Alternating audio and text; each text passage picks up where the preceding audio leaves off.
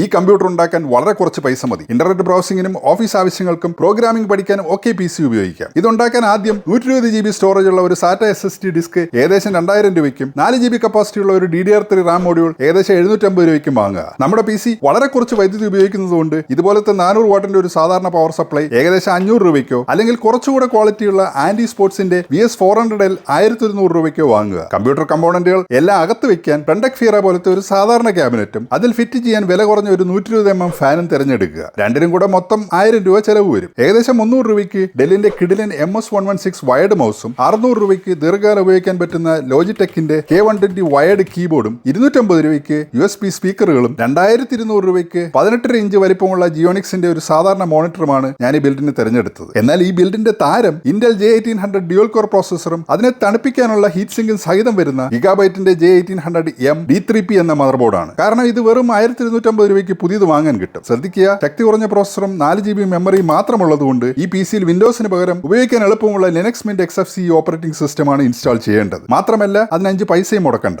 ഈ PCയിൽ internet connect ചെയ്യാൻ ഒന്നുകിൽ വീട്ടിലെ ഇന്റർനെറ്റ് റൗട്ടർ ഒരു എതർനെറ്റ് കേബിൾ ഉപയോഗിച്ച് നേരിട്ട് മദർ ബോർഡിൽ കണക്ട് ചെയ്യാം, അല്ലെങ്കിൽ ഇതുപോലത്തെ ഒരു വൈഫൈ അഡാപ്റ്റർ ഉപയോഗിക്കാം. അങ്ങനെ എല്ലാം കൂടെ ഏകദേശം 9950 രൂപ ചെലവ് വരുന്ന ഈ കമ്പ്യൂട്ടറിൽ പക്ഷേ പുതിയ ഗെയിമുകളൊന്നും ഓടില്ല. എന്നാൽ പഴയ റിട്രോ ഗെയിമുകൾ കളിക്കാനും ഫയലുകൾ സ്റ്റോർ ചെയ്യുന്ന NAS പോലത്തെ ചെറിയ സെർവർ ആവശ്യങ്ങൾക്കും ഒക്കെ പറ്റുന്ന